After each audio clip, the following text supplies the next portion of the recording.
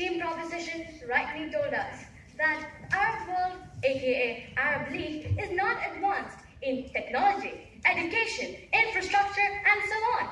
Yes, they're not advanced, ladies and gentlemen. It's not their fault either. We want Arab world to advance. We want the Arab world to come up in the world today, and for that, we want Turkey to have closer ties with the European Union, because one of the major strategic interests of Turkey was to impress and to gain, to have a positive image of themselves in the Arab world. Now we see that when they themselves agree that Arab world is not stable in the forms of infrastructure, we can establish that Arab world is not capable enough to have closer ties or to satisfy the strategic interests of Turkey.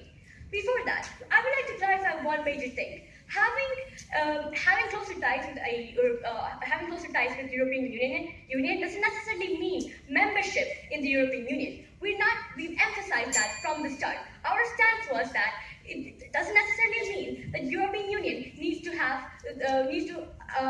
the accession and have the membership. And second of all, it's not about whether the European Union is a perfect organization. No, comparatively to the Arab world, we're trying to tell you that this union can help in solving major problems that are happening in Turkey. And that's what we're trying to say. We're not saying that the European Union is perfect, but we're saying that it is a union and it supports each other, and that's what we need. A unified effort for strategic interests to be satisfied.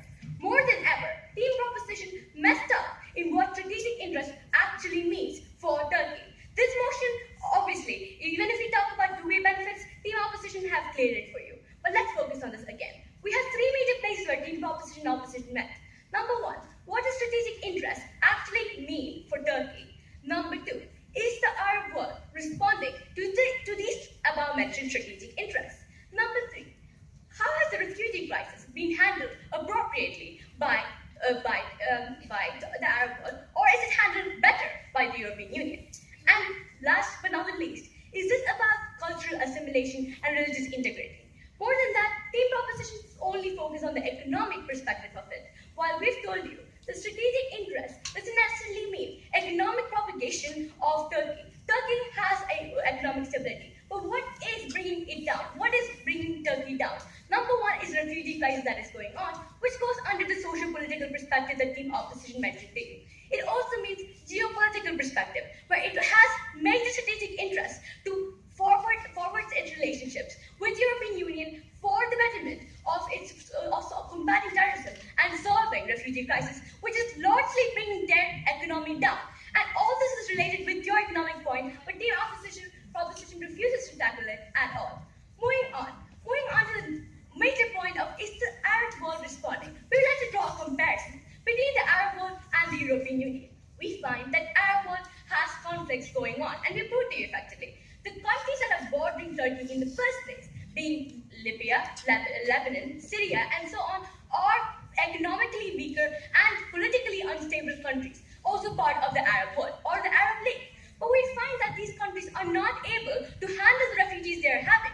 They say that they're taking refugees. True, they are taking refugees. It's because of lack of organization in the Arab League. And this lack of organization is creating a lot of crisis for Turkey, because massive influx of refugees are leading them and pulling them back from the economical progress that they otherwise could have had. And second of all, when they talked about Brexit, now this is the next point.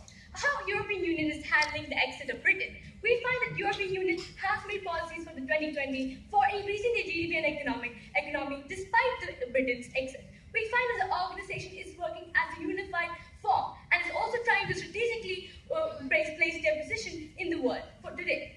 And we find that this unified attempt is what Turkey needs. Turkey needs a strategic interest and strategic point and a backup for them to help, for them to integrate back into the society, for them to show that they can, for them to combat terrorism, which is happening in their neighboring countries, and ultimately solve these problems and ultimately boost the Arab world in an entirety. Moving on, about how did the two handle the conflict? We have two strategic interests, or two major focal points in this debate today. One was the refugee crisis, when Team Proposition told that the European Union has not handled it all. No, we've had lots of pacts between European Union and Turkey, and many of these pacts were for the long term. The European Union has said that many of its refugees from Turkey can be accommodated in many parts, Greece, and if not Greece, Germany will take care of the refugees in Greece.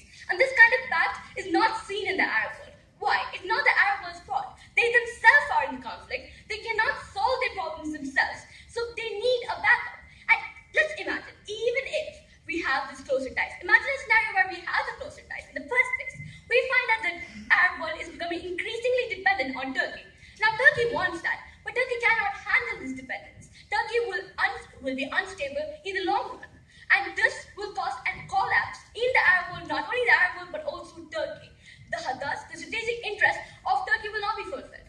If it's two-way and this team opposition will also clear you that. We find that the European Union has massive incentive to take Turkey in because of the geopolitical location in the map. The geographical location creates the link between the West and the East, and also trying to improve and expand their union. And team proposition's only excuse for not adding or having closer ties with Turkey was A, they believe that membership has not been possible for 30 years, which I've already told you is not our stance, and B, they told us that if membership is not possible, it's the area or the geography. We believe that with the current policy of EU, which is the jurisprudent policy, we believe that they just did not care about the geography, and it's all about respect or a part of the place belonging to the EU, and it doesn't necessarily mean the geography. And also the Cyprus issue. Team proposition hasn't understood the entire focus of this motion. We find that the Arab world do not view Turkey positively.